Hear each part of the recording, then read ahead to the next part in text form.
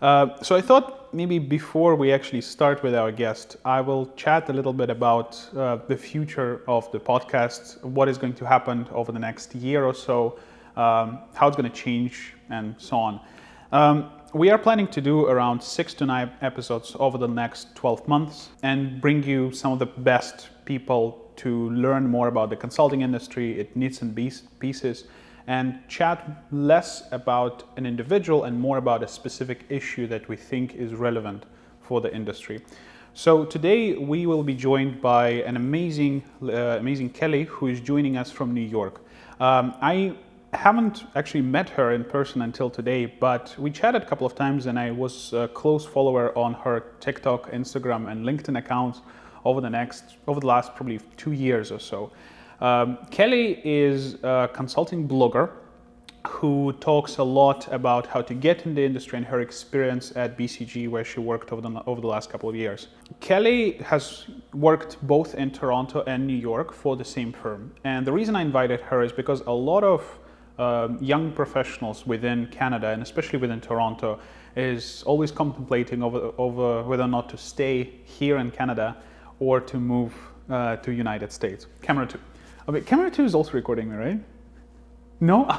Okay, back to camera 1. So I thought it would be great to chat with someone who have experience working both in Toronto and New York. The structure for today's podcast. First, I'm gonna do a blitz for you to get to know the person real quick. The second thing would be to talk about her experience in the BCG and overall her experience in, I believe, 4 roles at the firm and her progression from one to another. The third and main part would be to compare experience living in Toronto and living in New York and working in these 2 places. The fourth part, we're going to chat a little bit about her life as a blogger. Lastly, we're going to close with some general advice that she's going to give to you, young professional, and hopefully, help you get where you want to be in the first place.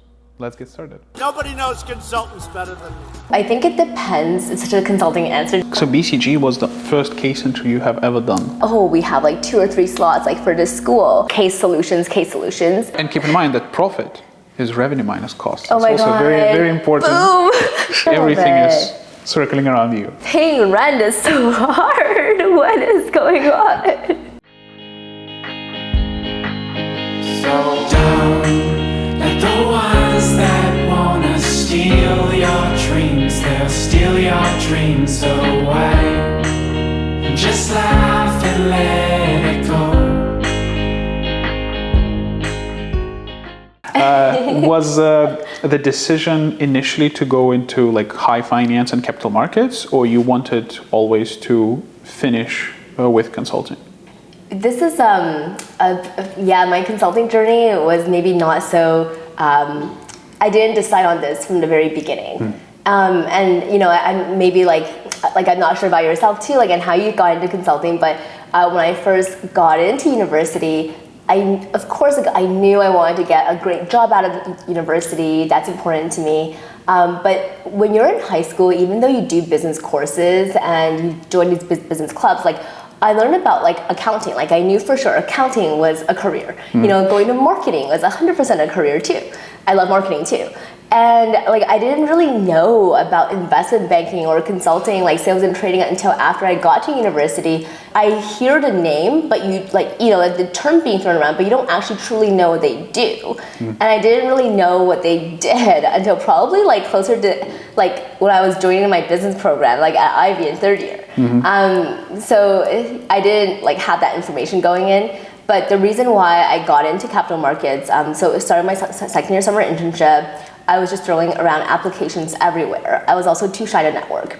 So I built, I think, a pretty strong resume and cover letter, sent it across everywhere. And then basically, I started interviewing and then got interviews at capital markets. I also studied econ, so that made sense. And then from there, I learned more about capital market stuff. I thought, okay, maybe sales and trading would make sense. Did sales and trading. And then thought about it some more, and I thought that, sales and trading, which I can dive more into, it wasn't really the right fit for me. And I was always kind of interested in consulting for many reasons. Then I pivoted to consulting in 4th year, almost accidentally unplanned. Yeah, you didn't do an internship at BCG, right? No. So you went full time, same as me actually. Oh. I worked at RBC as a strategy analyst, so somewhat of an internal consultant for the last year, but I haven't worked in like external management consulting before I got a full-time offer right away. So similar to you. Were you always like, you went in and you knew that you wanted to do consulting, or did you also discover it slowly? I think I knew what type of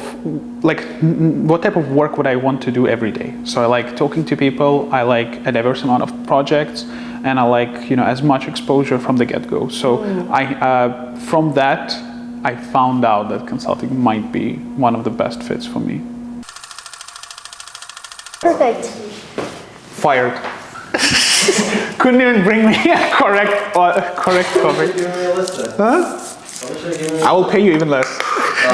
I don't pay them anything. You don't pay them anything. Volunteering. It's a career opportunity, but I don't make any money either way. So we share profit equally. 0-0-0. Okay, BCG part 2. Going into part 2. How did you end up there?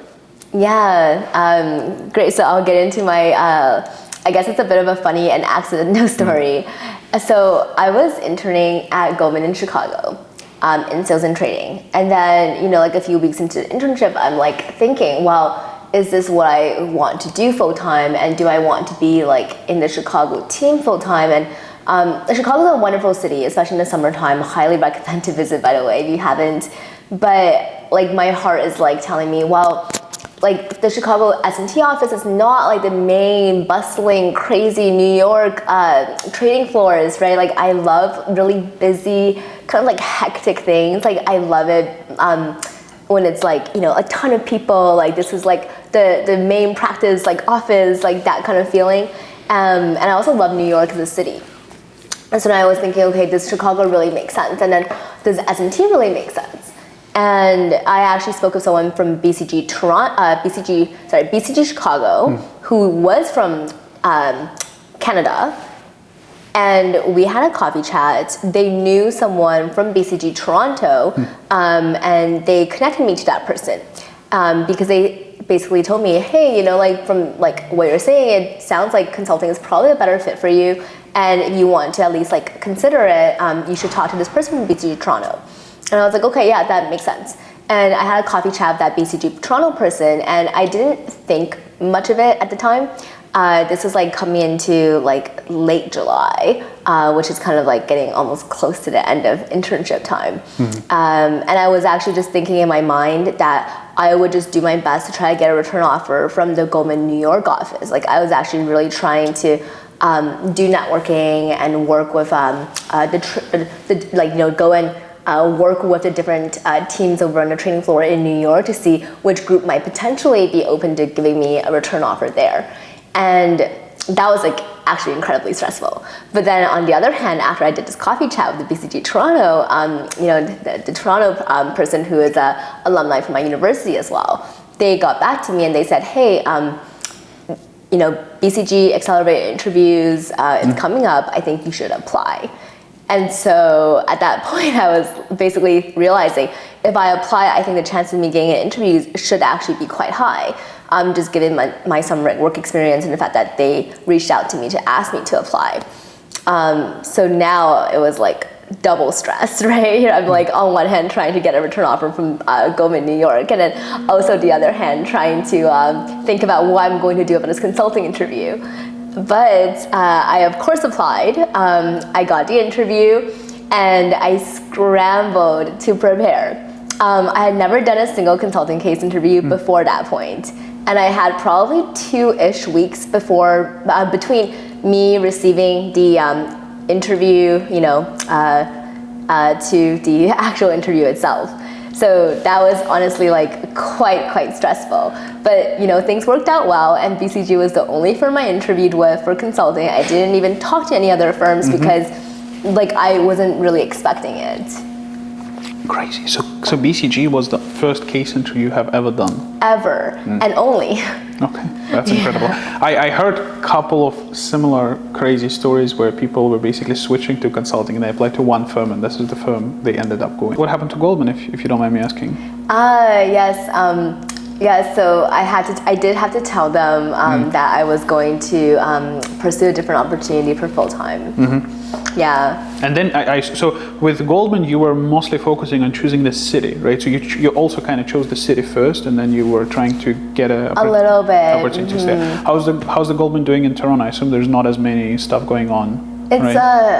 Oh yeah, I'm not too familiar with the Toronto office because I've actually never personally been to the Goldman Toronto office, but it would be much smaller, especially compared to the New York. The New York headquarters, it's massive because you have all these different divisions. And the other thing to know, like a lot of people just think about investment banking, but actually Goldman does a ton of stuff. Like you can work in their wealth management divisions, right? Like there's huge opportunities for like software engineers, IT as well. Yeah, right? software engineering. Yeah, like you do there's just within securities, there's like a ton of stuff, and then you have like the asset management, like all of that. You have like banking. You have like all these other things, right? Like a lot of opportunities within each bank. That's more than just investment banking. Okay. Cool. When you came to BCG, when you started out, how many people had similar story to you? How many people have never done consulting prior to coming to BCG? A couple, yeah. There are a couple people who switch in from investment banking over to consulting. That jump I've seen a bunch of. Yeah, and there are I think for my starting class in Toronto, which was at the time also a little bit smaller, and so much of it's also heavily concentrated, I think, from Queens and Ivey. A lot of them did do summer internships. So when I joined full time, I think a lot of them already had the whole summer internship experience with each other and knew about the job a little bit. But there were still some that are just brand new, just coming in from all kinds of different backgrounds. Were there people from not target school at all? Yeah, there were, yeah. Now especially, I think more so. Yeah. Heard that. Because also I think as the class sizes get bigger, you can also have more opportunities to expand that interview pool and give more interviews to people. Yeah. Whereas before, I think it's almost we have 2 or 3 slots for this school. And because there's such a strong relationship with that school, you'd want or partners want to hire from specific school as well. I heard that. Oh, do they? Yeah, I'm that one I'm not too sure. Yeah. But I think it's just they understand, they've been doing it. That's just a routine. There are slots that they want to allocate for these programs. There also might be a relationship with a specific club, which also makes it even more. I think if you're part of some clubs, and because I think what's helpful is that they understand the requirements of how much it would take for you to get that leadership role at these clubs, and they understand too okay, for Ivey, if you score past 85 on this course, that is actually really hard to do. So it helps put into perspective this person's abilities. It's easier to evaluate because you already know what it takes to get there. So I think that's part of it. It's a little bit helpful versus if they don't really understand how it's you got a 95 here. Is that really hard, or is that is everyone just they know that? They don't know what's the benchmark. I think so. But honestly, all of this recruiting stuff, what I'm saying, I think we should take with a big grain of salt because I think when I was doing it, it was just so many years ago, and I think recruiting has likely changed a bunch since then. So I can give my best hypotheses. Yeah. But I will caveat by saying it's likely outdated and take it with a grain of salt with anything that's recruiting. Yeah. I think it's trying to become a little bit less segregationist in a sense of we only hire from a specific university, we only hire from a specific club. So there's they're becoming people first people from the universities who maybe never got into these companies before. So I think it's. I think it's a good direction. What I will say, with certainty though, is that when I was recruiting with Goldman, that is how I was able to be accepted. Because at that time, very clearly, Goldman was opening up the online portal and the application to accept people from all sorts of educational, institutions, and even considering Canadians like myself, right? So did you need to be a citizen? Did you need to be a citizen to be considered for that? I assume. Canadian citizen? Yeah. Oh, I'm not too sure. Yeah, but with the J1 visa, I don't this is you'll have to look into this, but the J1 visa, I don't know if you need to be a Canadian citizen to get that visa. Okay. So when you started at BCG, because of your background in CIBC and Goldman, did they put you to work on financial clients, or was it all over the place? Oh, super general, yeah. So maybe a couple of things to keep in mind is that even if you have internships in specific industries, how much are you really learning from just an internship that you can really, not to say you're not learning anything, you're learning valuable things from the internship, of course, but it's just not enough for you to go from internship to full-time, and they're okay, because you did this internship in banking, you're a specialist you are a specialist and you absolutely need to go work in financial institutions, while we are actually a generalist firm. Now, I understand that maybe in some other firms you go in and you actually need to pick a sector. I was going to say, so maybe a small difference between MBB and BCG and Big Four and PwC is that when we are hired, majority of us, it's changing a little bit right now, but we are being assigned to both an industry, so the type of clients we will be working for, and the type of role that we are doing. So we are forced to specialize a little bit more, a little bit faster, perhaps partially because the firm is just bigger. So for example, the number of people who work in PwC consulting is, I believe, in Canada greater than the number of consultants McKinsey, BCG, and Bain combined, right? So just because the number of people are bigger, right? Maybe they don't want to have so many generalists, so they're convincing people to specialize. Yeah, I specialize a little bit quicker. Yeah, because in BCG there's no specialty. Everybody is a generalist. I understand this is the model, right? So exactly. So I was actually going to say maybe your internships and what you're if you gain more interest in the field and you have some experience that you need to specialize quickly, then that I think actually makes sense, or that might impact it a bit more. But at BCG, yes, you can choose to work on more projects in certain industries or more project types. And that might happen naturally because you're oh, I'm so interested in it, and it just so happens that these projects are available. So if they're not available, let's say I was in Toronto and I'm oh, I really want to do fashion stuff, but we just didn't really have that. So I had to do other types of projects. That's just what the requirement would be, right? And I assume Toronto and New York has a lot of financial clients, right? Yeah, both do. Yeah, they do. What are the cities to go if you're interested in fashion?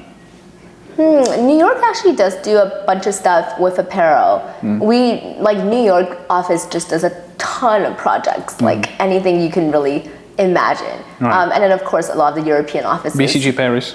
Yeah, the European offices, BCG Milan. Wherever the clients are, right. That's where where it will be. It depends a little bit on where the commercial value is coming from too.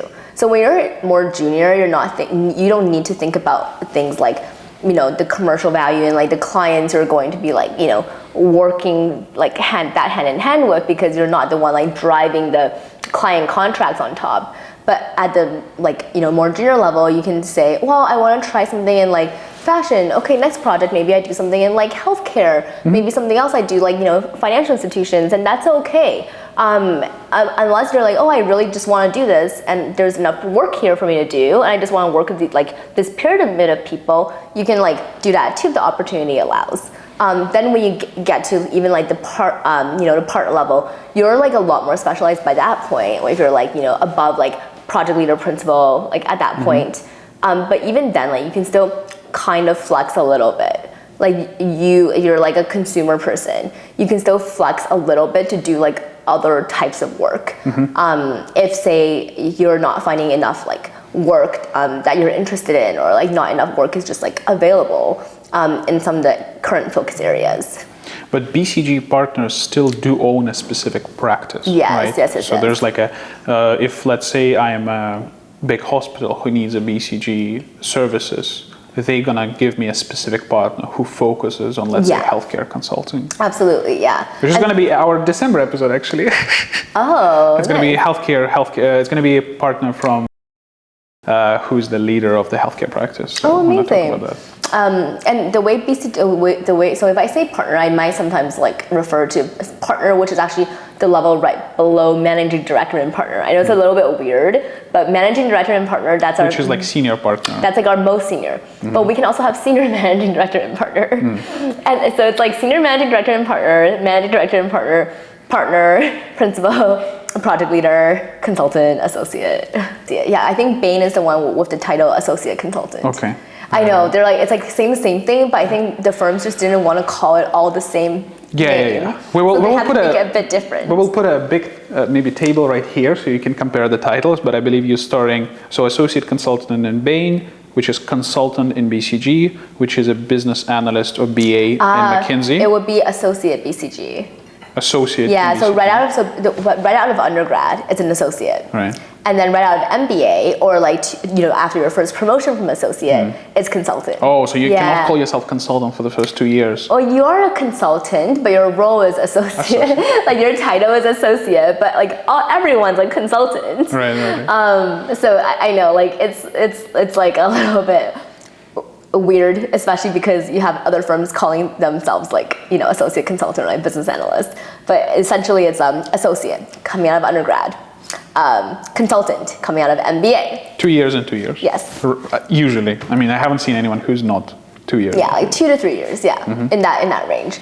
Kind of like and then project leader, and then principal, and then partner. And then managing director and partner, and then senior managing director and partner. But within, somewhere in between, like if you wanted to do a different track, like we also have like a whole BCG X thing happening with like a lot more focus on anything that's digital. And a lot of also support roles in these companies. So even if you're not want to be like a consultant per se, especially like in Big Four, there's a lot of internal roles.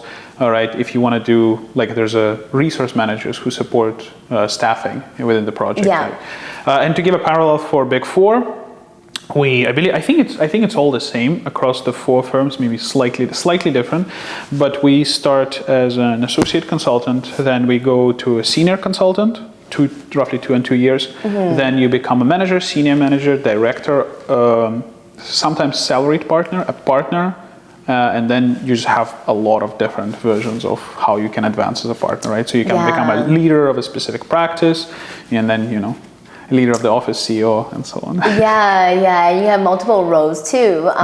You can do something here, and then you can also do something for a client. You can also probably do something that's like internal, and have different titles. Yeah, and then I know some firms like they also have like a director title at some point. We do. So between manager and which is going to be, is that like director can be basically like an associate partner or that in some firms, right? So you're on a track to be a partner either way, right? So that's your last role before you're being elected as a partner. Does BCG specializes in specific industries? Is there something that BCG, I mean, I wouldn't say does better than ever, but is a go-to person for a specific like industry, a specific request? There are so many industries because we cover, our coverage is quite global and the industry coverage is quite wide. And we do have experts across, just leaders, and they're like very much experts in many different industries, even something that's a bit more niche, right? Like, I mean, this is truly, it's not a niche because it's a huge industry, but niche in the sense that it's not something that like we're instantly thinking of, like agriculture, for instance, right? And we have experts in something like agriculture, even though like when we think about industries, we think about like consumer financial institutions, private equity, all of which we do a ton of stuff in. Ultimately, it comes down to the office too. Different offices will have different areas of focus. Do you think there is a specific area for which BCG is particularly famous at? So, for example, Bain is a little bit famous for their private equity practice. Yeah. Is there something like that at BCG? To your knowledge?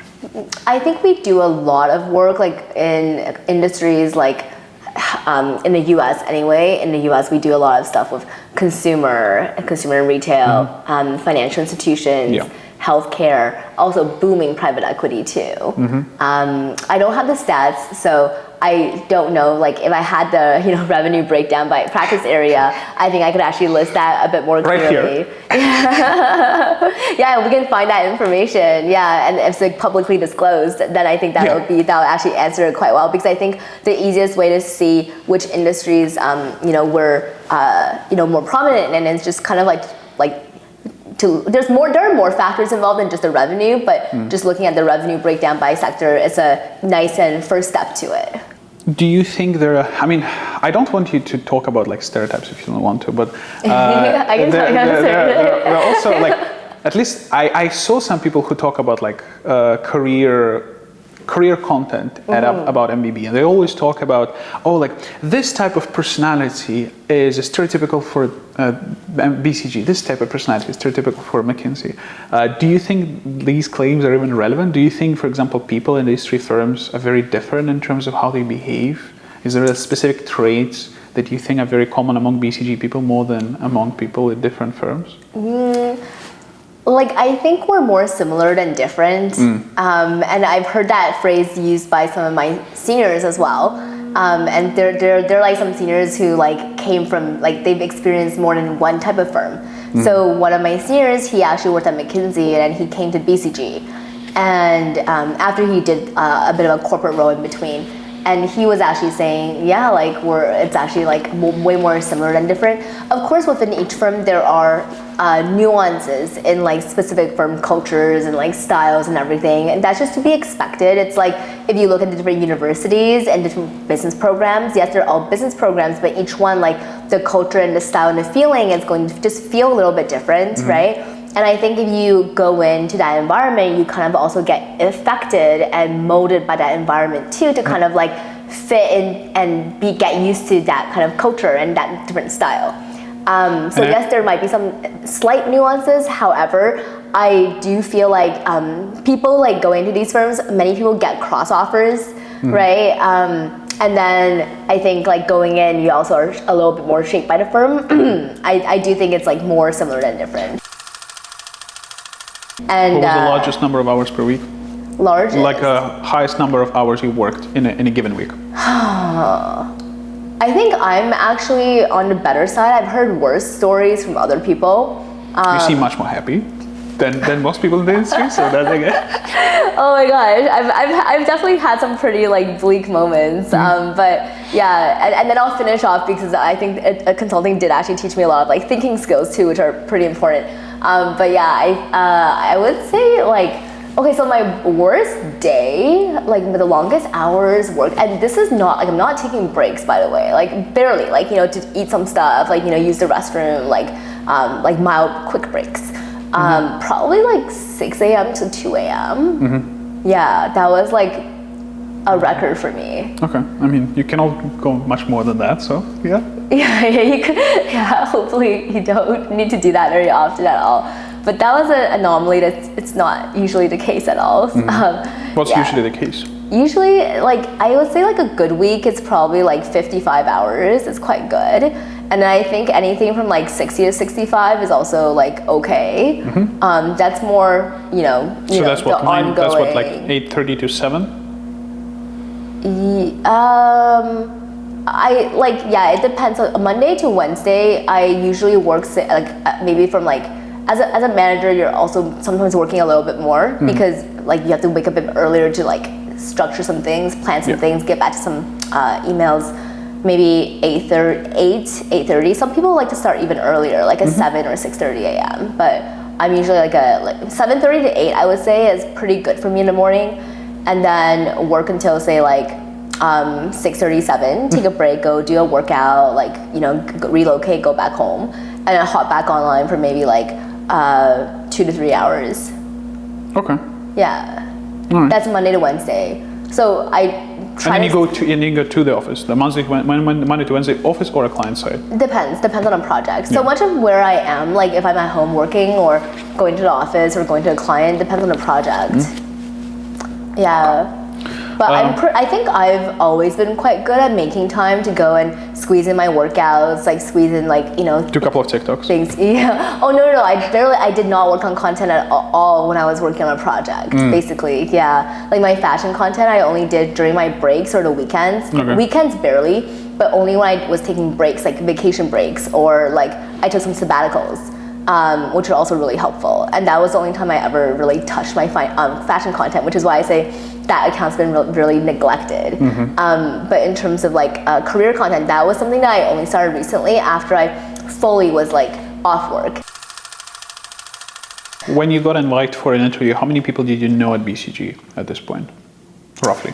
I knew some people who interned there, like, you know, 1 year above me. But in terms of people who are working there full time, I mean, I've seen some of their profiles on LinkedIn. I've seen some of them come and speak at info sessions. But in terms of, do I know them and they know me back? Probably that one person. Okay. Yeah. And one person was at what level? That was the person who I spoke with on the phone. I think he was an associate or a consultant at the time, so at a more junior level. But what was helpful was that he was actually part of the recruiting team for our school. Yeah, and I think we have that at U of T as well. Yeah. Right? Because who is the person? There are a couple of people who are like very important to get to know if you would like, especially if you're still in school and you would like to get into BCG or so on. Like it's important to get to know them. Because like I mentioned too, because they'll be the ones who can look at your grades and like look at your clubs and everything to see, yes, like I understand like this was really hard for them to accomplish. This is really impressive, and they actually like can give pretty good input when it comes to the selection process of like who gets an interview. So yeah, I think actually now that I think about it, like in terms of like who I knew who also knew me back, that one person. Yeah, because I don't think just me creeping their LinkedIn's counts as like, you know. And I did creep a lot of LinkedIn's, anyway, so back to how I prepared. So first I started reaching out to people to ask for resources, but I started to finish my internship, and I was still trying to get my return offer from the Goldman New York office, so that was actually still ongoing. And I didn't have any capacity to really start consulting prep until closer to like end of my Goldman internship. Closer to end of it? Yeah, closer to like, you know, the last week or so where things were a little bit more calm. So consulting was more like a side gig. Oh no, and then it became full focus. I think for those 2 weeks, I basically, I was like, luckily I knew other people who were also recruiting for consulting full time. So we did some mocks with each other, but I really just locked myself up and just prepped for 2 weeks straight. How many cases roughly have you done? I think my strategy was, like, I think I did some things right, at least like it worked for me, because I read through a ton of case materials. I didn't bother with the theoretical books because I didn't have time. Like some books, I think they're a bit outdated and theoretical, just talk about like concepts, but I just read like just case solutions. And then I also did a ton of like industry research on, you know, what works well for these, like as in like, what are some like potential challenges for these industries? What are potential solutions? What are key drivers? Like how does this industry work? Like how does this business work, right? So getting a ton of industry knowledge and then listing out a ton of things that are a bit more nuanced that I think other people might not think of that I would want to bring out in the interview. And even things like this is the kind of data that I would theoretically want to know and have. I know we might not have it, but like if we did, like this is the kind of calculation I would want to make, and like a ton of other stuff like that. Basically just like really being insightful and thinking and compiling all this information. And then for the mocks, I think I did before my first round at least 20 to 30, because with some mock partners, like we would just mock each other, right? And that was just like a couple more to add to the volume. In terms of like mocking with people who already had like a BCG offer lined up, so grateful. You know, a few of them gave me their time and offered to mock me, like some of the like upperclassmates. And with them, like probably like 5 to 10, like not only with people who are going to BCG, but other people who have successfully like, you know, received some kind of consulting offer. Yeah. The interesting point you brought up about, so recently I did a little bit of volunteering for one of the Rodman clubs, helping their students to prepare for a case interview. And I talked over the period of a couple of weeks. I talked with probably a little bit more than 10 people, and I was talking to them from the perspective of a case interview recruiter, right? So they were doing a mock interview, and to each of them I have given the same case, and after a while you kind of understand it. You tend to get a similar answer to the same thing. And one thing I realized, it's very important to think about what can I say that probably haven't been said before. Because if the person who's interviewing you probably have heard an answer to this particular case multiple times. So maybe adding a little bit of personality and a little bit of uniqueness to your answer, right? Ideally the one that brings value to your answer as well. I think that will go a long way. Yeah, it brings value, and it's like, think about things like you need to be practical too. Like, yes, like buzzwords, it's like, haha, we use buzzwords, but no, like you actually need to be a bit more practical. Like you can't just throw around like AI like as a solution, right? Like, where's your MISI structure? Yeah, it's like, how do we fix this? Like operational cost is high. Throw AI at the equipment. You cannot say that. And keep in mind that profit is revenue minus cost. Oh my God. Also very, very important. Boom! Profit is revenue minus cost. Wow! I'm enlightened.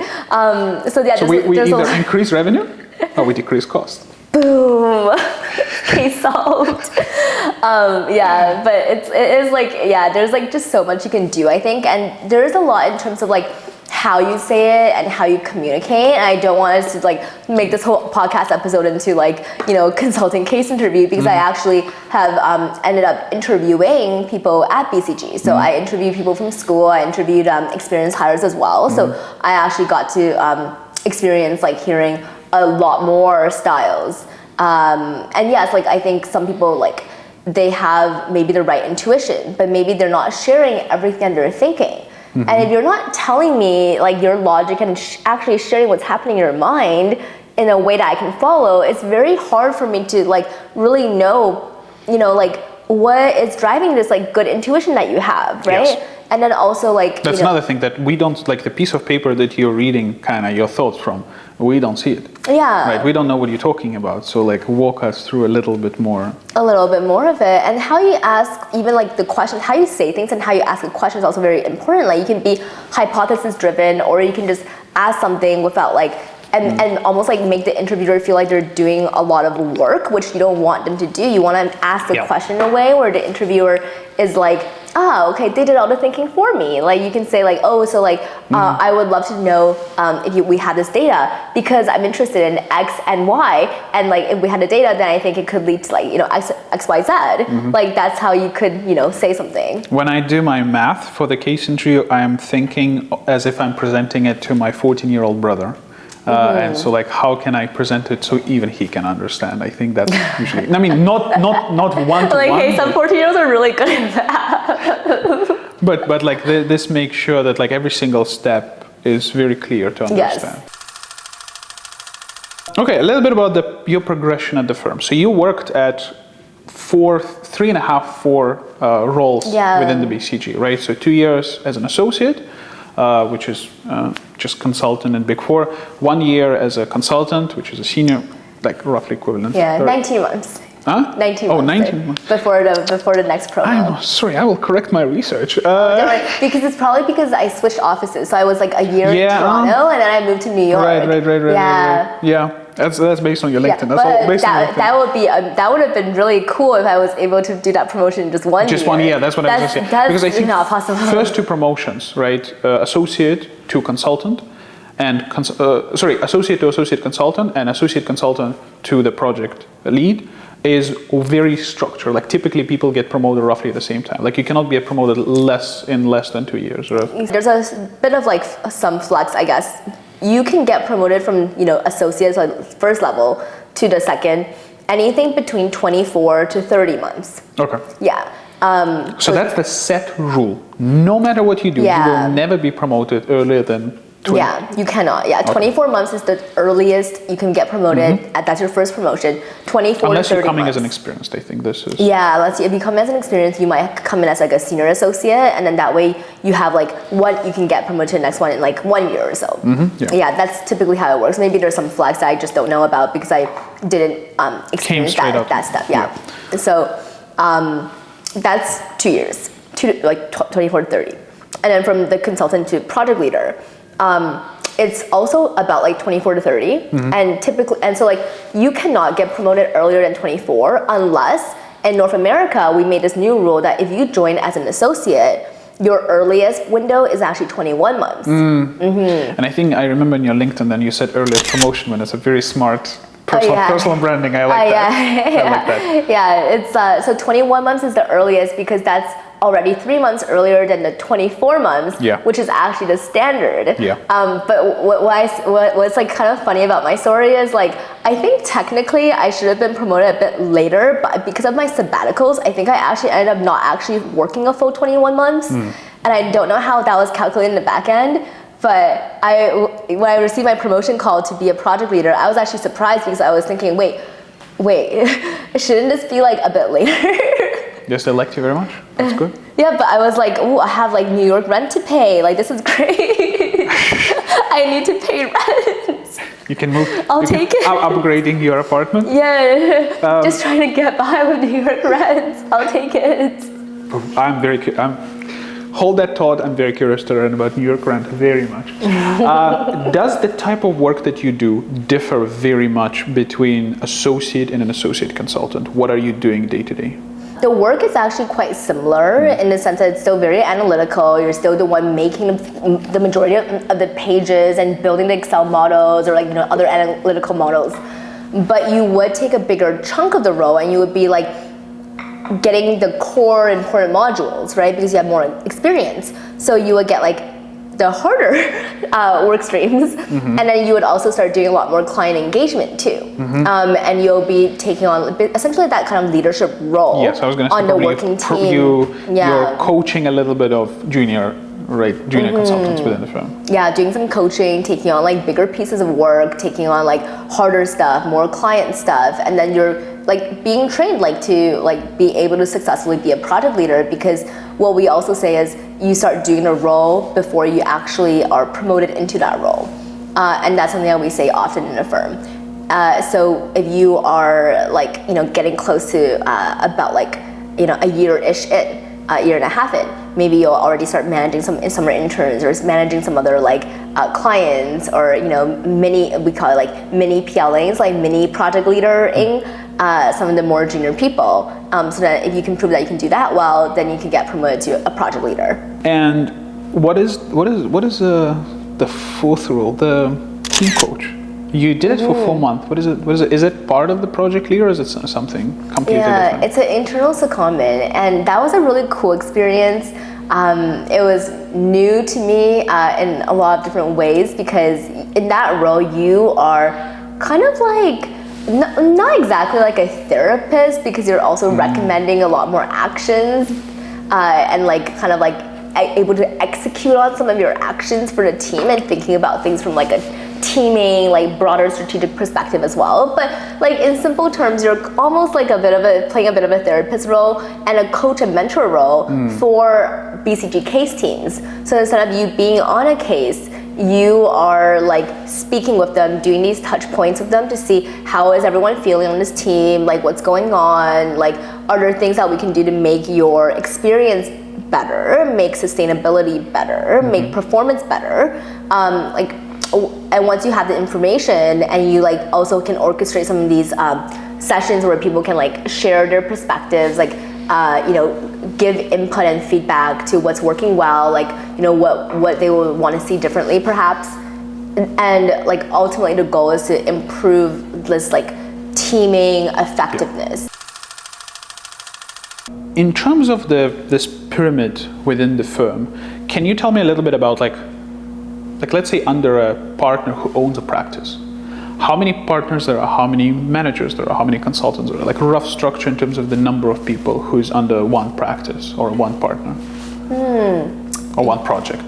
I could speak more from a project level, because underneath one pyramid, like one, like let's say you have a managing director and they're like in financial institutions, they could have like varying numbers of people working underneath them, and that also changes slightly, like shuffles here and there. They might have like a couple like, you know, core people, but then you also have like the peripherals. So that one I think is harder to say, but in a typical project, let's say it's like, this will also vary a lot by the type of project, because if you're on like a big transformation project, you'll have like many different pods and different work streams and contributors. Partners who focus on a specific part of the project. Yeah, like it might be like every single project you probably have like what we call is like we have like one core executing officer who is on point to execute. We might also have a relationship manager. You might also have other partners who are looping in to help support on the side. But like typically you would have like maybe 2, maybe 3 like senior level managing directors working with these clients on this like one particular project. And within the project, actually like the working team, it varies, but you might have like 1 to 3 people at the partner, principal, project leader level. 1 to 3. Because you might have a combination of like 1 principal and 1 project leader. You could have like just 1 principal, right? And then underneath you could have the associates and the consultants, the people like doing the analysis, like doing the slides, like doing the actual like, you know, consultant work. That could range between like 1 project leader could have underneath them like anything between like 1 to 3. That's a bit more normal. Same thing with like a principal might be managing like 1 to 3. And then within that like pod of like project leader and like the 1 to 3, they're responsible for like carrying out like a full project if the project is like, you know, a bit of like a smaller, like, you know, manageable size. If it's like a really big project, they're contributing to 1 element of it. Would project lead always have someone working like within their team, or sometimes they don't have any associates under them? That would be for a real project. I don't think that situation would happen, because as a project leader, like your job is not to, you know, do all the analysis, like do all the, sorry? It's in the title. Yeah, like you're to manage like the client relationships and manage the overall projects. Like you've graduated from that role of like you're doing the like, you know, sheer analytical work and like, you know, building the actual materials. So that would be like quite rare.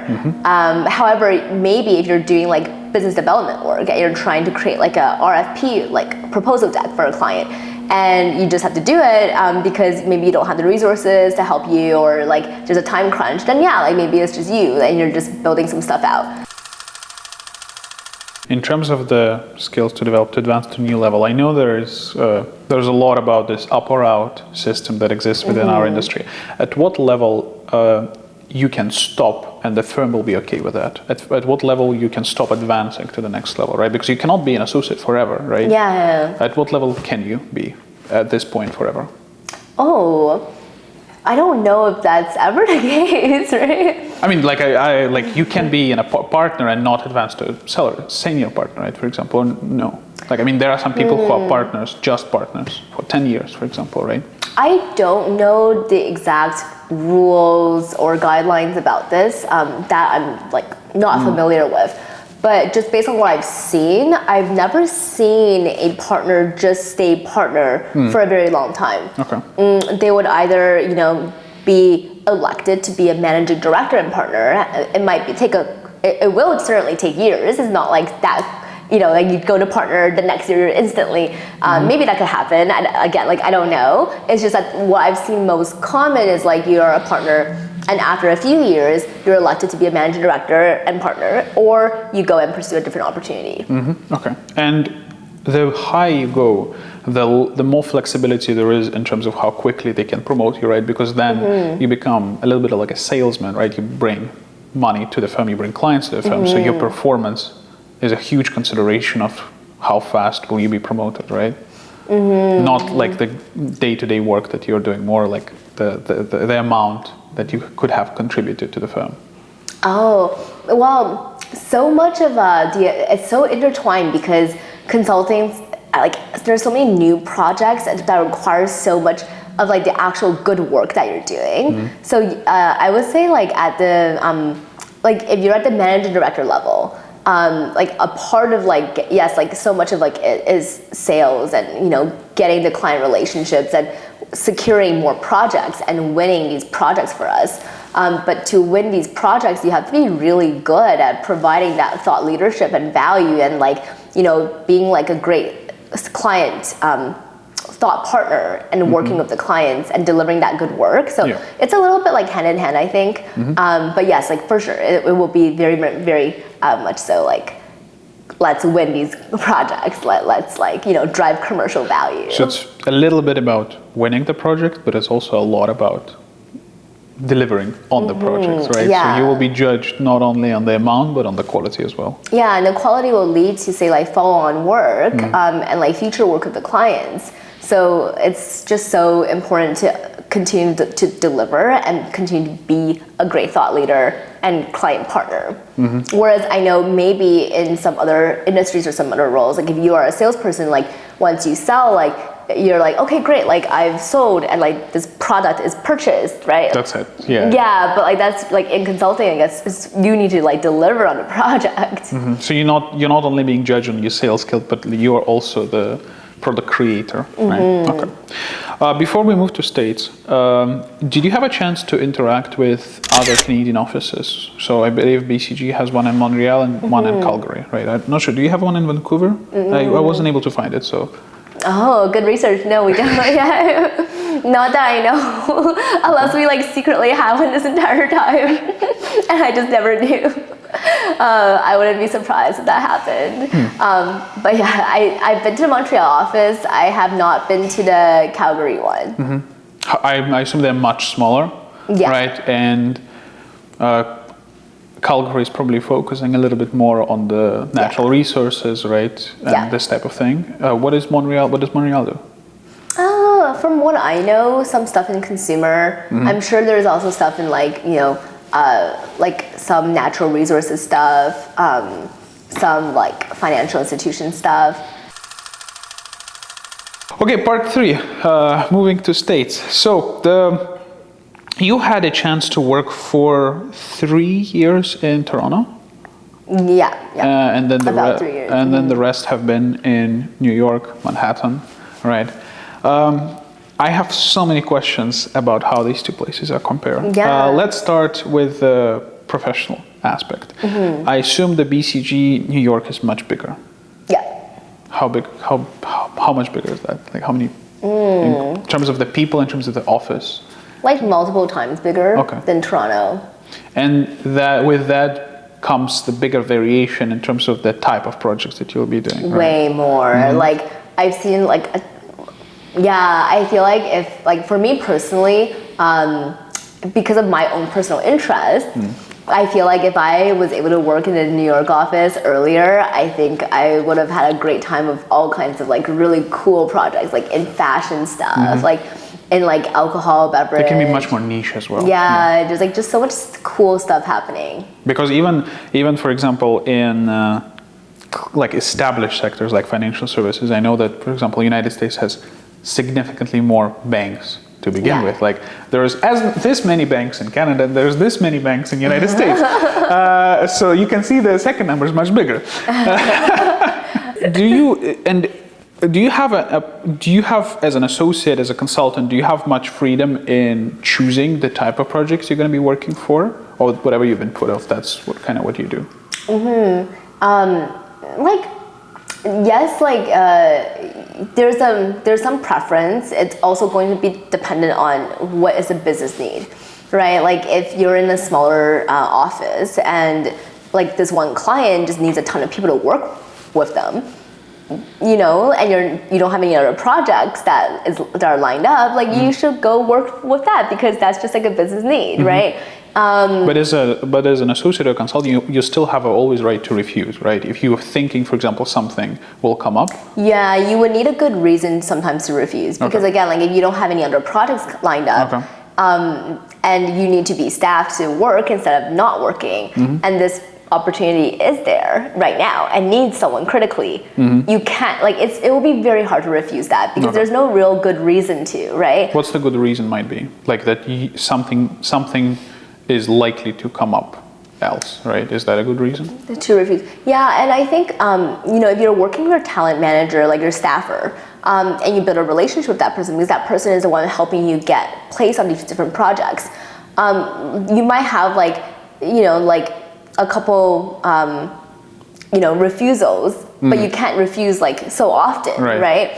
And if you feel like, hey, it's really important to me that I don't go on this project because, for instance, I've already done so much work in terms of quantitative analysis and modeling. It will be really important for my career development that my next project is something that's a bit more client facing, because I need to get those reps in ahead of my next promotion.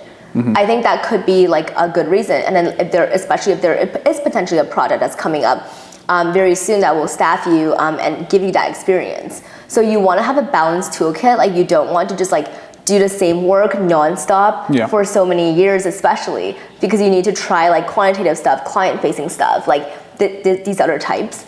So that would be an example of how you could say no to a project and what a reason. That you want more diversity, right? That you have already tried that and you want to experiment with something. Exactly, and I think that's very fair because if you just spent the past 8 months building Excel models and this new project is hey, you're going to spend the next 4 months building Excel models, and you're hey, I kind of need to go and talk to people and get some of that practice in.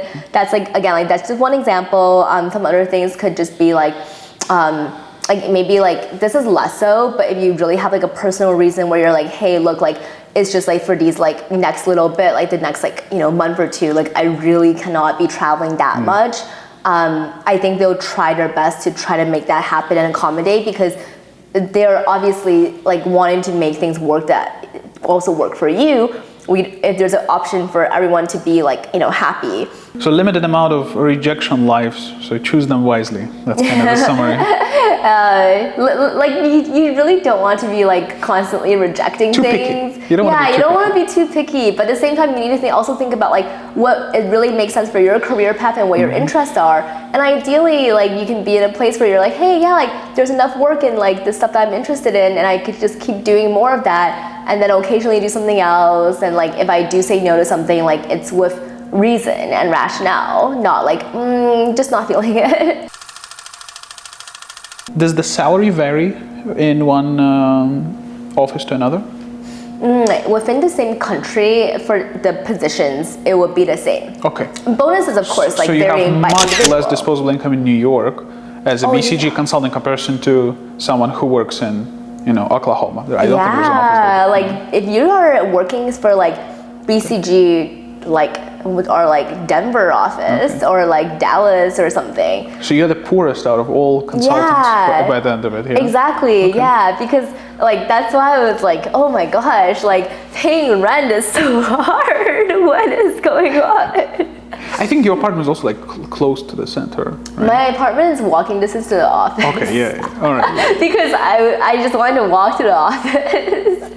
That was my deal breaker criteria when I was apartment hunting. Yeah, that and in-suite laundry because in Toronto we're used to having a washing machine in our apartments. That is not the case in New York. Many people don't have a washing machine in their units. Is washing machines they have, is it listed in the building or just some are in the building, some do not have in the building. So you just have to wash it outside. Yeah, but I saw some crazy TikToks about some apartments that people have in New York, especially in the middle, it's sometimes almost no windows, right? Sometimes just one room. Yeah. Right. They kind of clip them as much as possible to have super small.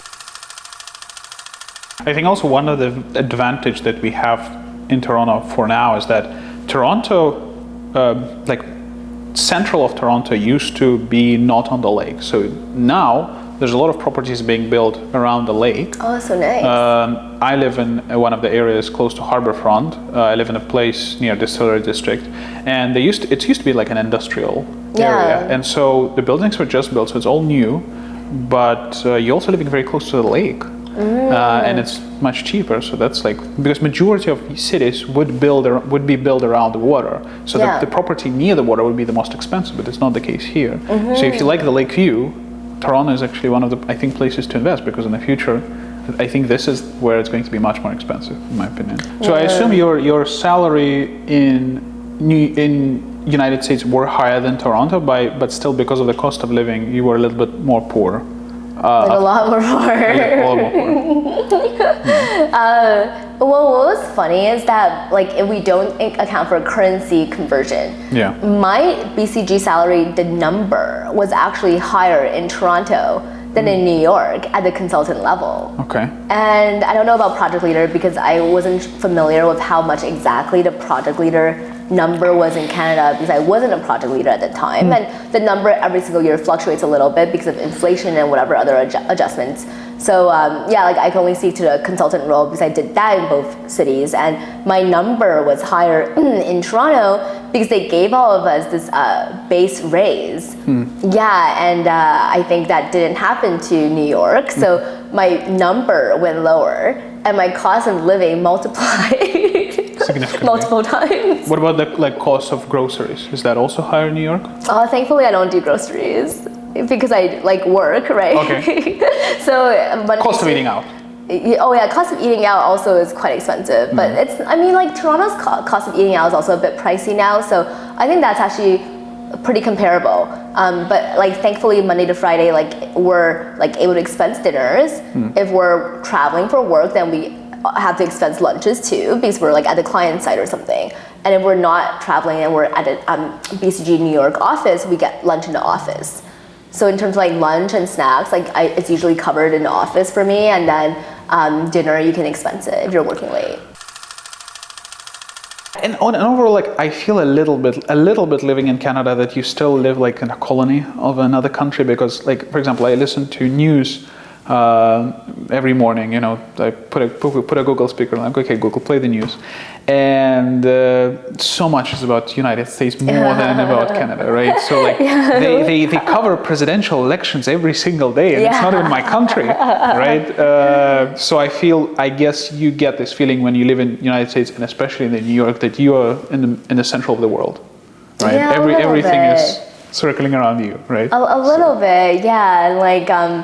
Yeah, because like just like it still is a bit crazy to me because like if I'm walking down and it's like Soho or like Times Square and it's like that's kind of like normal because you're just taking a normal walk.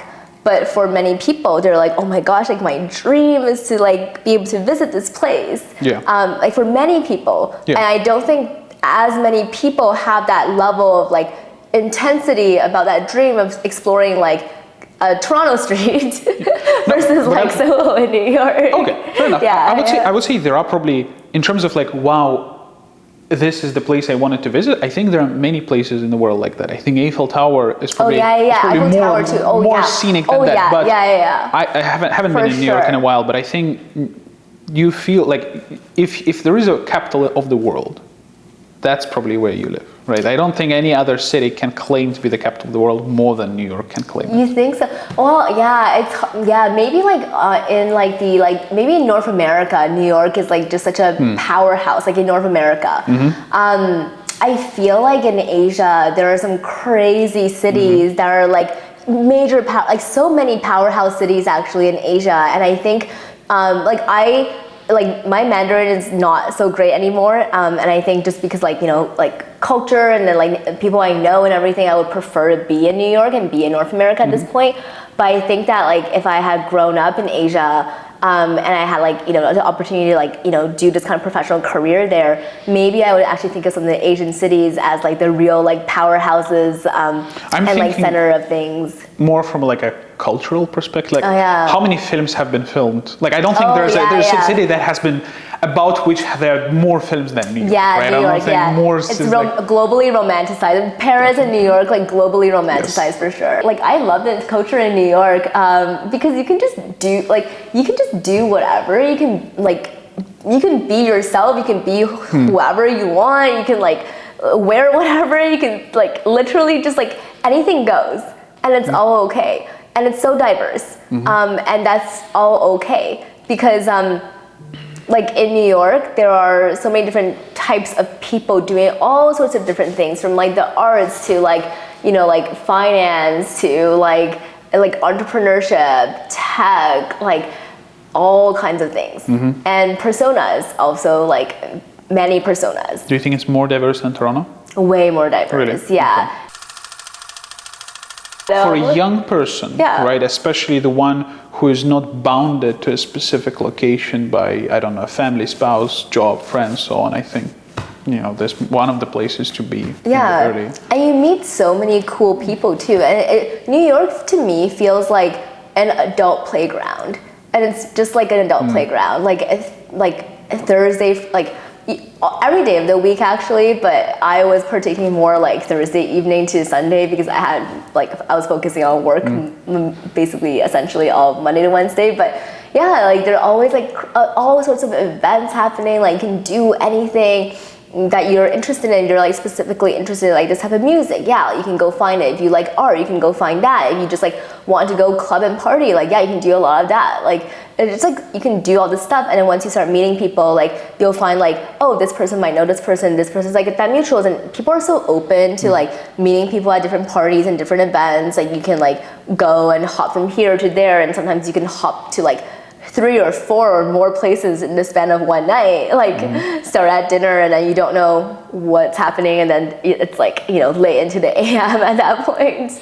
And I think from the career perspective, you're also surrounded by the top people in their respective spaces, right? They're really impressive people for sure. Yeah, like you meet some really like impressive personas, and because like, that's there's a little bit of a brain drain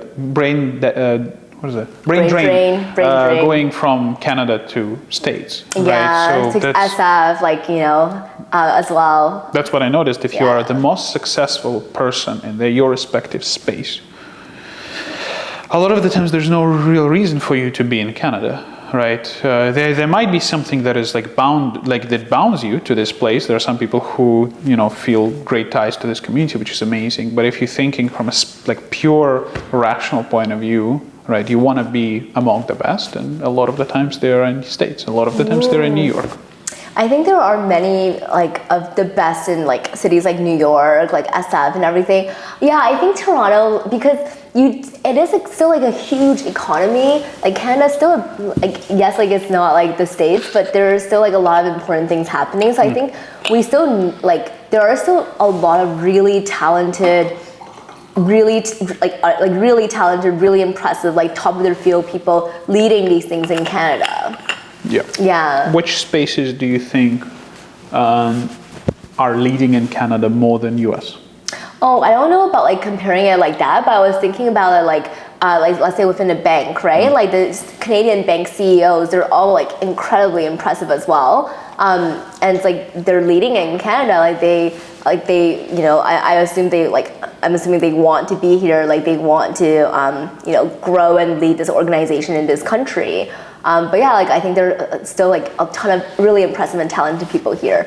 But in something like New York or like SF, just to give 2 examples, yeah, like if you're like in your 20s and you're like walking around just like meeting people, the percentage chance you'll meet people who are really doing well in their field is quite high, just because of the sheer number of people, and to be in Manhattan and like afford New York rent, like you're probably hustling a little bit some way or another, or you like just like have money, which is awesome, but otherwise like there's just more people in general. Yeah, there's like more people internally. New York is this times bigger in terms of the number of people than Toronto, so. Yeah, New York is bigger. There's like just much more like percentage like people, like just way more.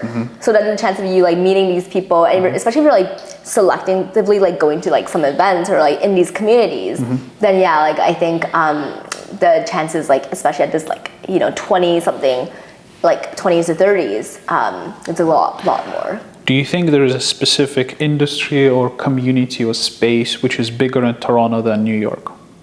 Anything? No, not that I know of. Okay, I think that sums it up.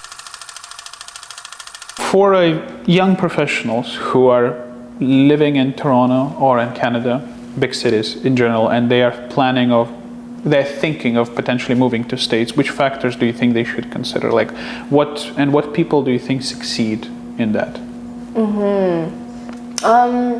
I think moving to a different place generally, not just to the US, think about what kinds of experiences you would want to have and what kinds of learnings you would want to take away. And I think that sometimes when it comes to moving, people think of it like, oh, like if I move, this is so permanent. Like, no, it's not really. And I think you can move to a place just to try it out, just for like that life experience, right? So like that, like do some thinking about why you want to go somewhere, like where it makes sense for you to go. And if it's to the US specifically, I think practically you should think about like the visa situation, right? Like for you to actually be able to stay there longer than like the tourist visa allows you to. How does it work for Canadians? So do you need a sponsorship for the firm to move to States, or you can just like, so if you're searching for a career, do you need a job offer first, or you can first move and then start searching for a job offer? Well, if you move first, like you can't really move first because I guess you would be going as a tourist. Okay. Like you would, like if you don't have a job, the way it works is, so I was able to transfer internally. So I did the L1 visa, which is like intercompany transfer visa, which is awesome.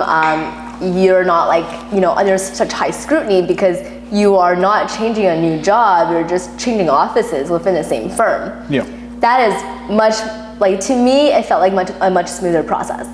A lot of my friends, they go in under the TN visa. So the TN visa is like under the NAFTA treaty, Canada, US, Mexico, and there are many designations on the TN visa. Like for instance, consultant is a TN visa designation. So you can go into the US, work as a consultant and get the TN visa. Then there is like, but you would need a job offer first. Yeah. So yes, to that question, you do need to get sponsorship. Then you can get like H1B, which is a lottery system, but that is riskier, and some employers don't love sponsoring that because they could hire you, but if you don't get the H1B, then you can't go and work there. I know the H1B, I know the H2B. Nobody knows it better than me. Do you think that New York is basically Toronto of United States? Is a fair comparison? I heard that a lot of people compare Toronto is more likely like Chicago. Yeah, Toronto's more like a Chicago. Okay. Yeah, in terms of size, in terms of feeling, and many similarities because Chicago also has like this, like the Chicago, the river, right? Kind of like how we have Lake Ontario.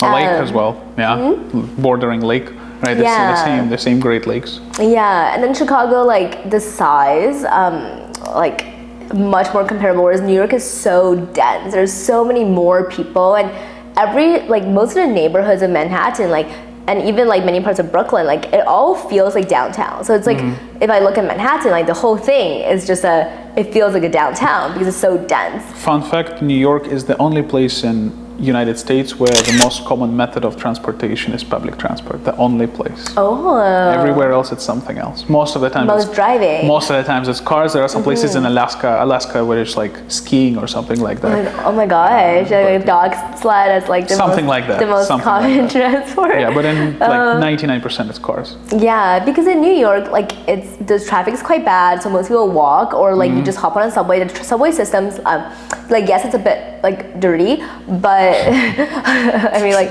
rats all over the subway and like on the streets too. Like New York has a ton of rats. I will put a comparison of New York and Moscow underground systems. I think this would be a fair one because Moscow is famous for its like beautiful. It's like a museum basically, right? Oh my god! It has statues. It has like golden lanterns and so on. So that is beautiful. And New York cannot compare. Like the subways, like it's like if I go down, like there's a pretty good chance if I just like peep a little bit, I just like see rats running around there. I heard that New York rats are also bigger. They're big. They're like rats. They're not like this. They're like. For Canadians, besides Chicago and New York, what would be your other US recommendations in terms of where potentially to go to work? Yeah, I think California is a great place.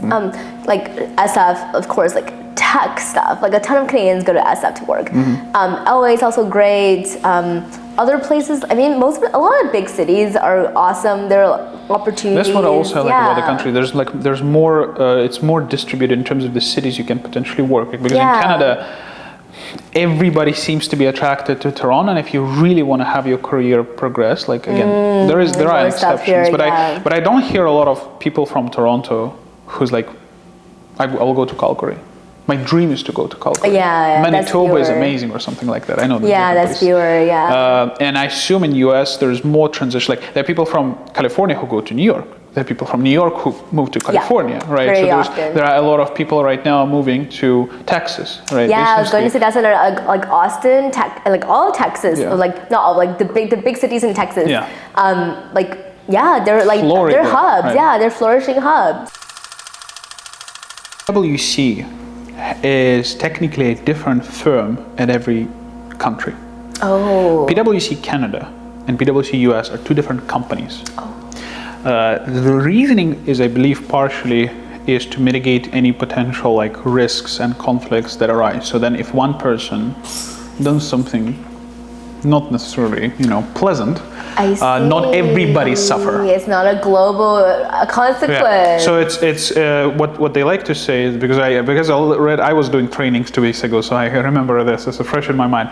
This is an alliance of firms. This is how they see them. So why does it matter? Is because then I believe it's a little bit harder to transfer from one country to another. Yeah. Because BCG is one firm globally. Yeah. There are offices, there are leaders within like their head of, but it's still the same firm. And for us, it's different. So, for example, I have one member at my team who will be transferring to Boston soon, but this is because his spouse is working there, so he has some connections there. Gotcha. So I believe like you can be transferred if there's a reason for you to be there, right? So it's not as easy in comparison to MBB. All right, so we don't have that much left, but I wanted to touch a little bit about your work outside of BCG. Yeah. You recently left the firm. Yeah, graduated. I'm an alumni graduated from- now. Yeah. Congratulations! Graduated. Congratulations with your second graduation. Yes. What are the plans after that? Yeah. So this is kind of why I alluded to in the beginning too, but. I love content creation, and so I say this it might change, what people are interested in might change as the years go on. But since I started posting my random Instagram pictures back when I was in university, I've just been honestly so obsessed with anything that's creator economy, content creation space. So I thought about this a lot, and I thought about, do I want to recruit for another job? Do I want to do my MBA? Because I think that if I knew 100% I want to do management consulting, I want to stay at BCG, this is the path that I want to do, I would have stayed. And I would have just worked my hardest to basically just make it to the top and do the best job I possibly could. Can you make it to the top without MBA? Oh yeah. In fact, nowadays, don't quote me on this, but I think that a lot of firms are feeling hey, going to the MBA, that's a great experience, for the person going to the MBA, but then they actually feel if you just continue working, then that's actually pretty good because you're not leaving the firm for 2 years to do school, right? You're continuously and you're working. actually more likely to stay within the firm because if you're going to MBA, maybe you will, someone else will steal you. I know if you go to the MBA, actually it's for the firm to pay for it. You have to come back in 2 years. Okay. Your firm pays for it. For majority of us, right? When we go to MBA, we pay it for ourselves, right? Yeah. Do they pay fully? I don't know the details, but they would pay for the tuition thing. I feel that's the main cost, right? And then the other things I'm not too sure. Are you familiar with how much you must be working for the firm in order to kind of pay it off? 2 years. 2 years. 2 years, and then that's the requirement in the contract. But anyways, so I was thinking about all of these things, and I love content stuff. When I was taking my sabbaticals and breaks from work, I just worked on content, even just for fun. I wasn't really thinking about monetizing my fashion side. It was just more I wanted to take these and I wanted to do video stuff, do photo stuff. So I thought, well, I could do my MBA because I think because I don't feel doing management consulting is the only thing I want to do after graduation. So that's what I was wanting to get to, which is for that reason alone, I think I should try something different because I can't say for a fact that management consulting is the thing that is my true passion and I would want to stay and just make it to the top, and that's the only thing because I've never tried something else. So I think for that reason alone, I should try something else. So then it's a matter of okay, what? Do I want to recruit for another job? Maybe, but maybe not so quickly because I think there are so many other things I want to do. MBA sounds pretty good because I think like in your 20s is a good time to apply. I think it's a good time to like go and experience it. So I heavily debated that. But then I thought, well, if I'm going to go to school for like 2 years and if I don't go back to consulting and I end up paying the tuition myself, it's a lot of money and a lot of time, and I think the experience would be amazing.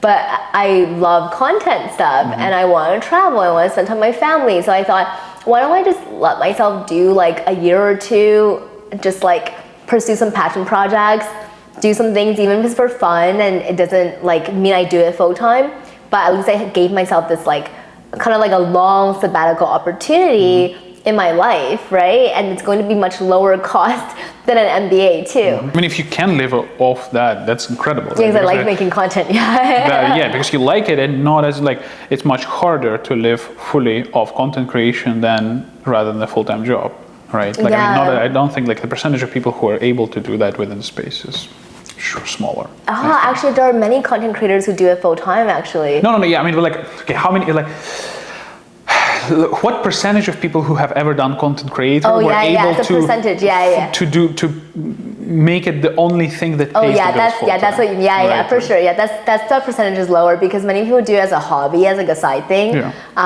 But I think the upside is also very substantial because the way I think about it is like I wouldn't want to just do content creation fully. So right now I actually do some coaching one-on-one with people, and that's also like really cool and really fun. So that's another thing that I do.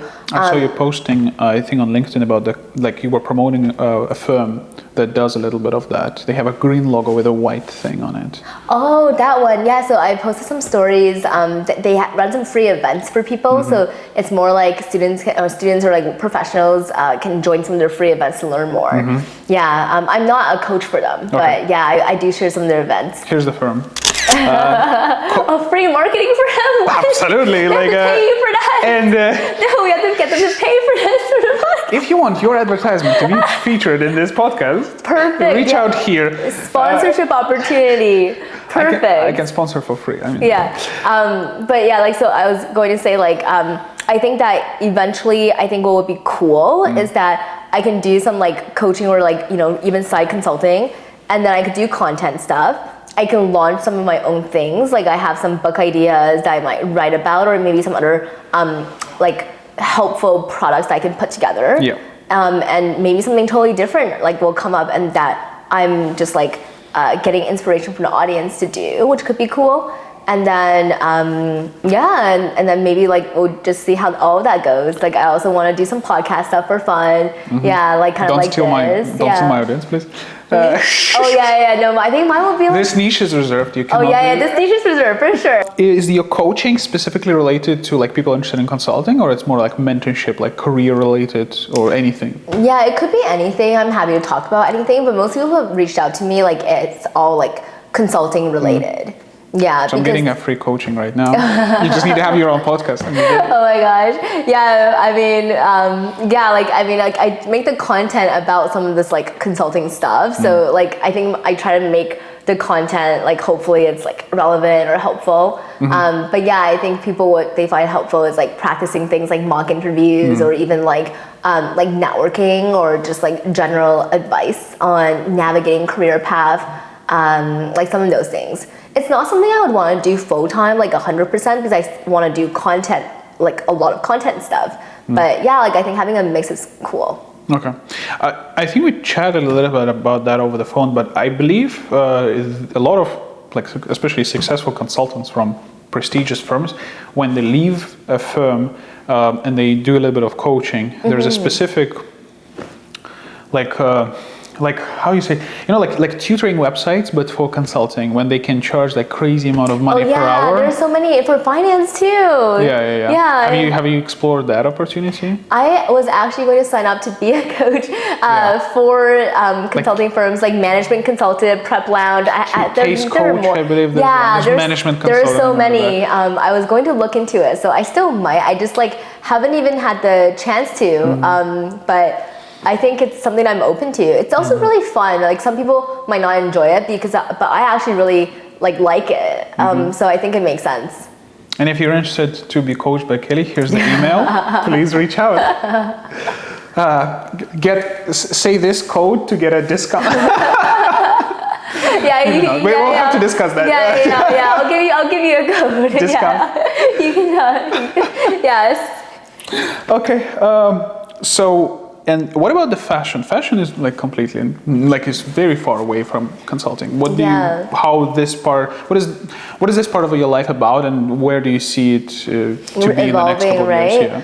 I genuinely, like transparently thought I was going to quit BCG this year and then take the next like year or two to basically travel, make a ton of fashion content, like maybe see if I could be like a fashion travel blogger. I still want to be, but a little bit less so now because I'm actually really into my new career niche. I think it's been really fun because I'm actually like really feeling like I'm engaging with people, and even just like having opportunities like this, it's like really like I'm able to talk about things that were like quite formative in my life, whereas fashion was not formative in that like emotional sense. It was just like, oh, I love this stuff, like travel, like I love this stuff, although I will say I'm pretty obsessed with hotels and flights and lounges, but so you were in the right industry. But that's also related to consulting.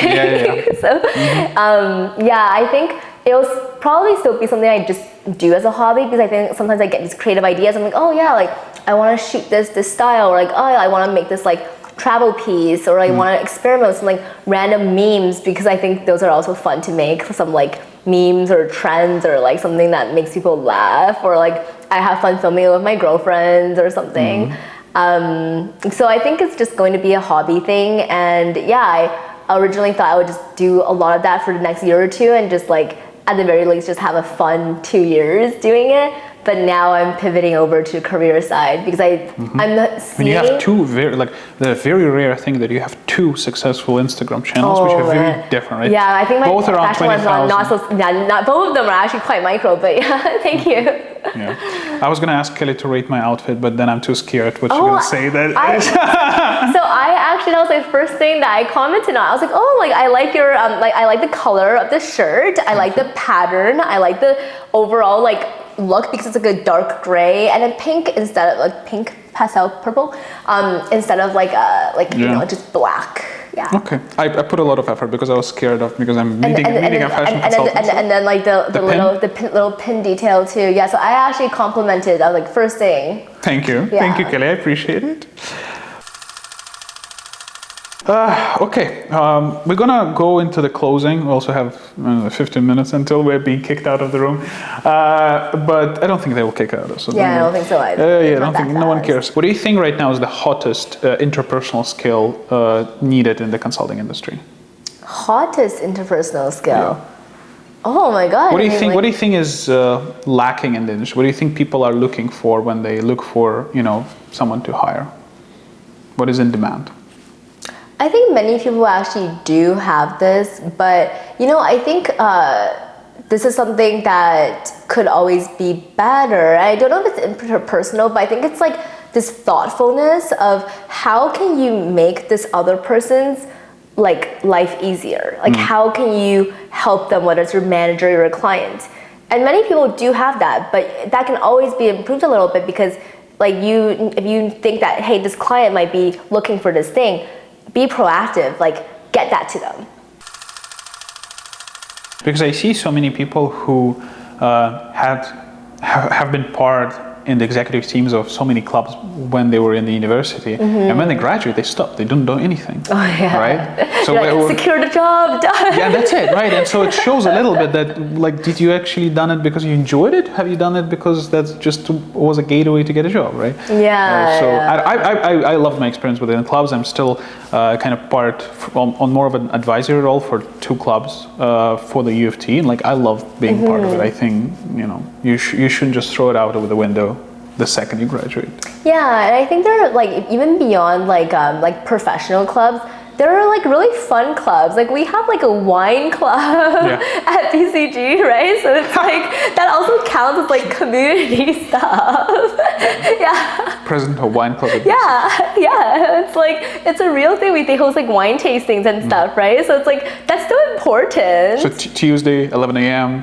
wine club is being. It's like 5 p.m. I wish it was 11 a.m. Oh my God. Although like I posted some Instagram stories back in the day, I'm like, why am I like so unfiltered? It's like 10 a.m. Like I post a picture of like the Brookfield office, and my Instagram caption is like, the story like text is like 10 a.m. and I already need a drink. And I was like, oh my god, this is like 2019. I'm like, why would I post this on my public Instagram story?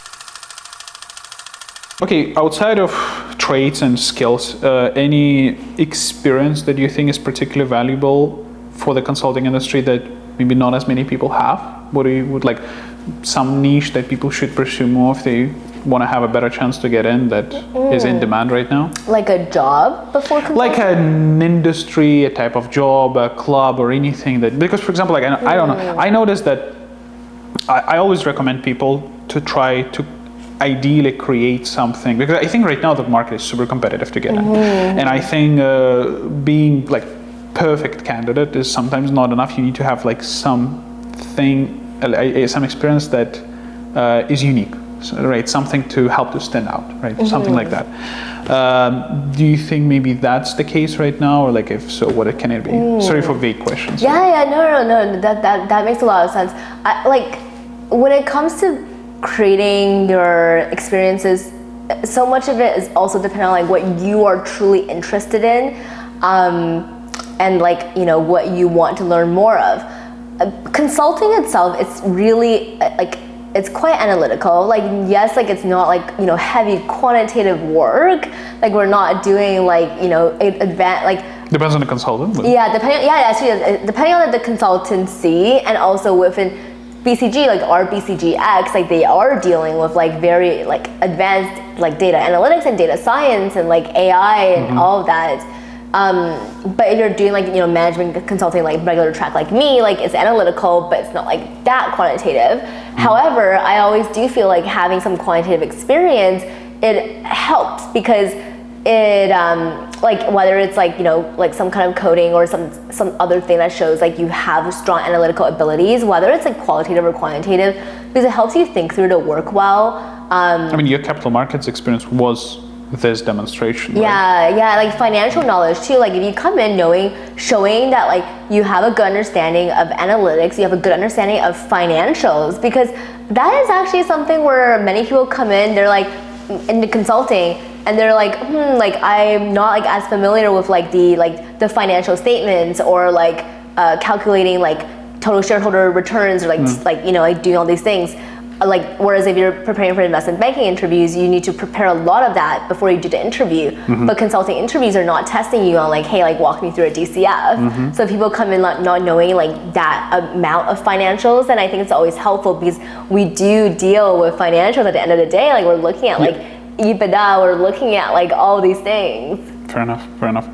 But it's still, because you have no idea what your kind of first project and first couple of projects you could be going to be about, it's very hard to prepare. Like they cannot tell you like, okay, learn more about this specific industry a year before you start your job, because they have no idea what you're going to be doing, right? No one knew that, including me, that my first project is going to be in risk strategy. So I would have prepared. I would love to, because I would say the most important things to do before you start a job is like, one, to have fun, and then two, if you can get yourself a bit more familiar with Excel, that would actually be really good. Just like spend like a couple hours, like know the formulas, like practice different things, like how do you do a pivot table, how do you calculate these things, how do you work with data, what are some like common like data cleaning things, or like, you know, do some like practice things of like practice data sets that I'm sure you can find for free on many websites. That is actually super critical. It will help you save a lot of time and stress, knowing the Excel stuff.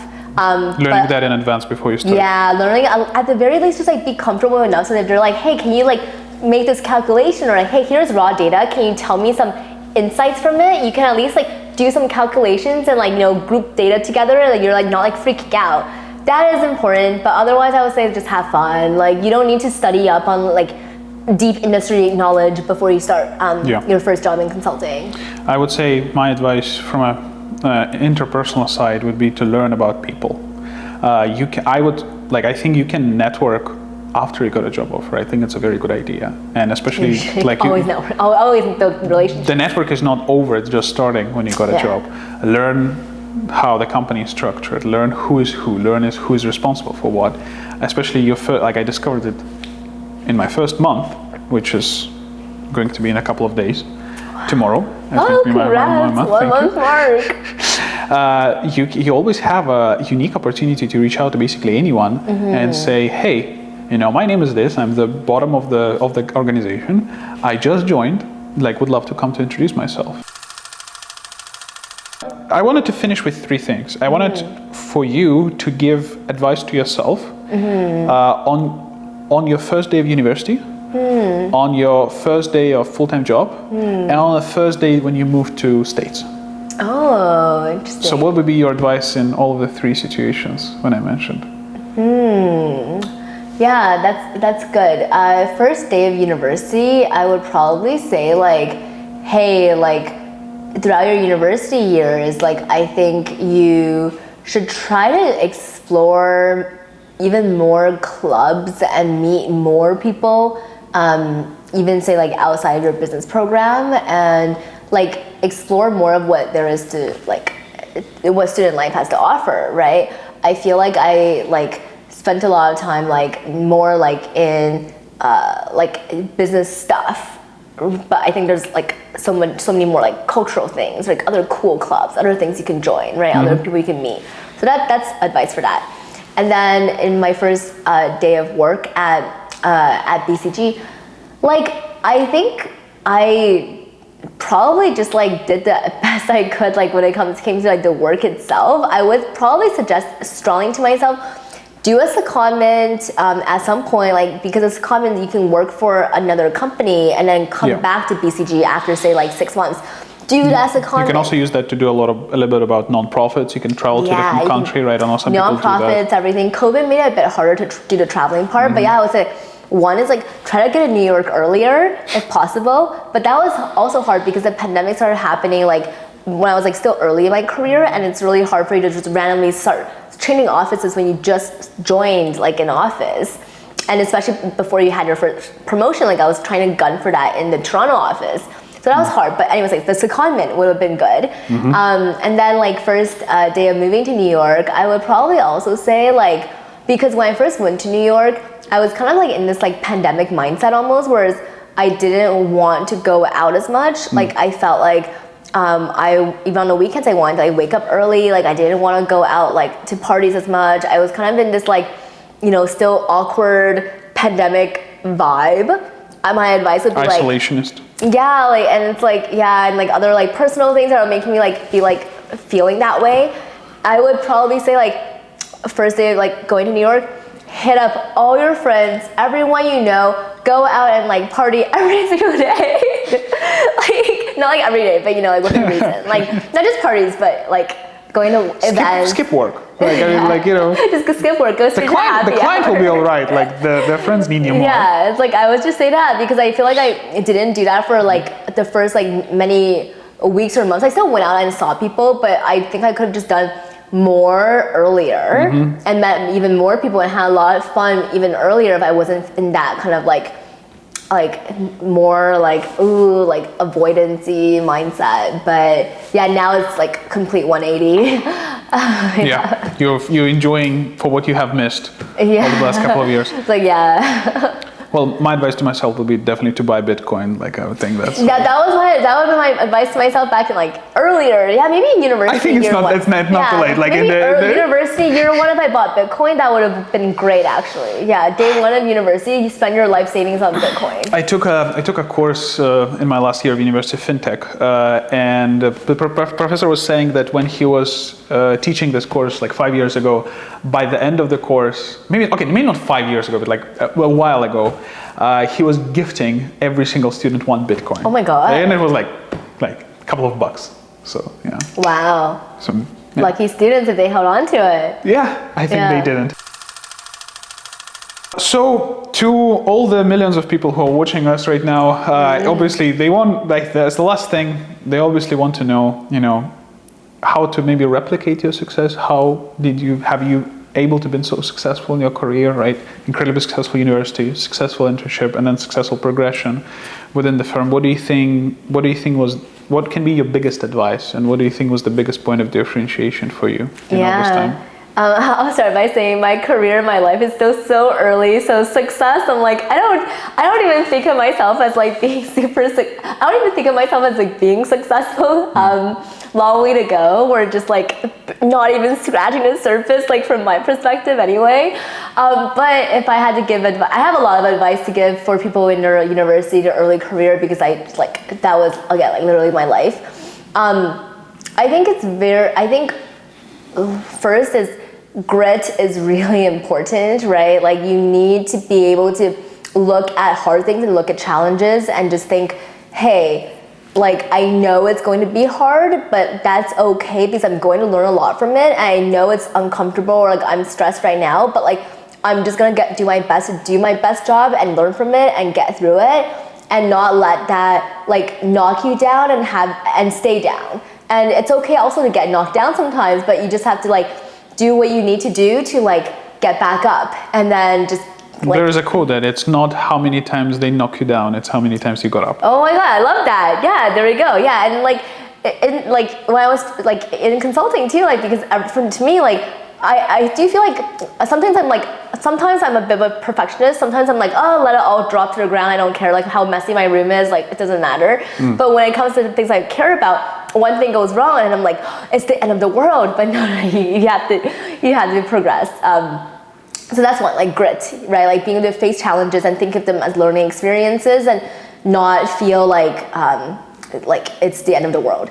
And then two, I think positivity goes a really long way. I say this in some of my videos too, but if you just have a positive mindset about things, I think that also really affects the way that you carry yourself out in your work and your interactions with people around you, and how you make other people feel, let's say like your seniors or your clients. And I think that's important because ultimately like people would want to work with people who have a positive attitude. And it's like, and they're much more likely to help you, much more likely to train you, much less likely to be pissed at you, much more likely to forgive your mistakes and help you learn from them if you embrace enthusiasm and positive mentality. Exactly. Positive mindset is really important, and that means like, and that's also to yourself too, right? Like being positive, like how you talk to yourself is really important. You can think of it like, oh, like no, like I'm not good at math, like it's just not my thing, I'm not good at that, like, but that's not being positive, like, and if you talk to yourself like that, it also has negative consequences. So if you talk to yourself like, hey, like you got that thing wrong, but like what did you learn from it? You learned from it, okay, good, then that's great, like keep doing better next time, like you got this, like you believe in yourself. So it's not just like positive mindset towards others, but also internally. And then positive reinforcement to yourself. Yeah, and like also understand, like maybe sometimes like there are times where I'm like, I messed up, like that was like a huge mess up, and yes, like I'm really pissed at myself, but then also just like, okay, let's be forward looking, right? And it's not like sugarcoating things, like being delusional that you're perfect. No, it's like I accept there are many things wrong or things that I need to work on, but just knowing that you can do it.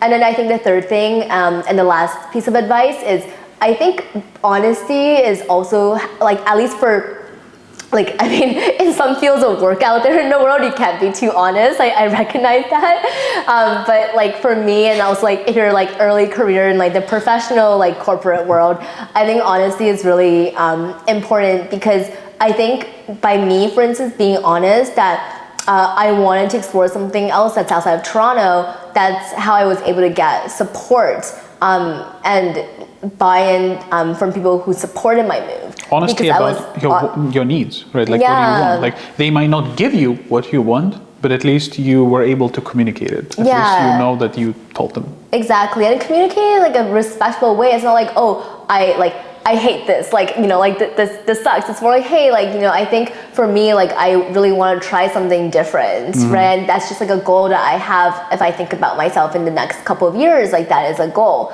And that's very honest, or even being honest about like mistakes, right? Like if you send something and it has a mistake, be honest about it. Because you will both learn. And I think in the earlier you are in your career, people are more forgiven about, like, it's harder to become honest if you were not honest before that, right? So if you start from the get-go, it's easier. Yeah, and honest about how you feel too. You can say something like, hey, like I made a mistake, like I honestly feel like like I feel really bad about that. So like I just genuinely really want to like I'm definitely going to like take note of that. Like I really don't want this to happen again next time. Like because that's like most people when they make a mistake, that is genuinely how they feel. And then you can like tell them like, by the way, heads up, like this thing, like we need to fix it, right? Or like, oh shoot, like this thing happened. Yeah, I think that's important. As someone who just started, who just hit his first month, that means a lot. So congratulations. Thank you, Kelly. It was a pleasure. Yeah, thanks for having me.